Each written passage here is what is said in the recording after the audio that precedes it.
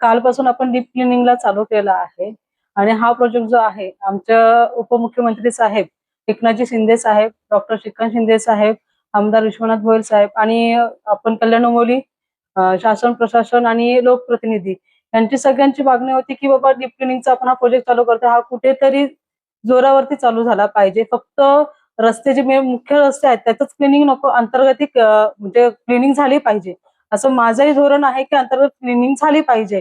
आणि आज मी जेव्हा राऊंड मारायला गेली मला बघायचं होतं की कसा प्रोजेक्ट करतात आहे. जेव्हा मी बघितलं तर प्रोजेक्ट म्हणजे ते क्लिनिंग करतात आहे, पण काही ठिकाणी असं झालं जे दुकानदार आहेत ते दुकानदार घंटा गाडी येण्याचं ते बोलतात आम्ही वाट बघतो जेव्हा येईल तेव्हा आम्ही करू.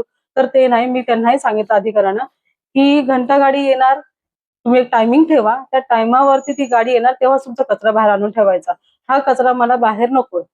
जेव्हा पब्लिकसाठी जातो, जो फुटपाथ आहे तो पब्लिकला यूज होतो आणि जो कचरा बाहेर ठेवला जातो त्यामुळे ती दुर्गंधी पसरते आणि ते जे भटके कुत्रे असतात त्यामुळे ते कचरा बाहेर हे करतात. त्याच्यामुळे मी त्यांना सांगतो जेव्हा घंटा गाडी येणार वाटलं मी तुम्हाला 5-10 मिनिटाचं अजून त्यांना सांगेल की थांबत जा, तर वेळ लागत असेल, पण ती डीप क्लिनिंग मला ही स्वच्छता परिपूर्ण पाहिजे.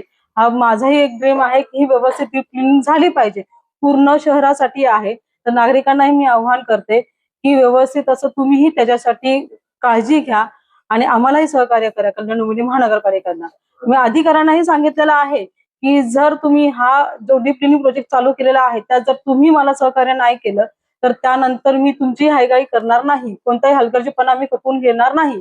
कारण की हा प्रोजेक्ट खूप सुंदर आहे, शहर स्वच्छ झालंच पाहिजे हे माझंही धोरण आहे. जे स्वच्छतेच्या बाबतीत घर स्वच्छ ठेवते मी, माझी महापालिका स्वच्छ ठेवते, तसंच माझंही शहरही सुंदर राहायला पाहिजे. ते आज आपण खालच्या याच्यात गणला जातो ते कुठेतरी अ ब क मध्ये आपण झालं पाहिजे, त्याची उंची कुठेतरी वाढली पाहिजे. त्यासाठी मी अधिकाऱ्यांनाही धारेवर धरलेलं आहे की क्लिनिंग व्यवस्थित झालीच पाहिजे, कोणताही कामगार हलगर्जीपणा करणार नाही याची काळजी त्यांनीही घ्यायची आहे, मीही स्वतः घेते आहे. धन्यवाद.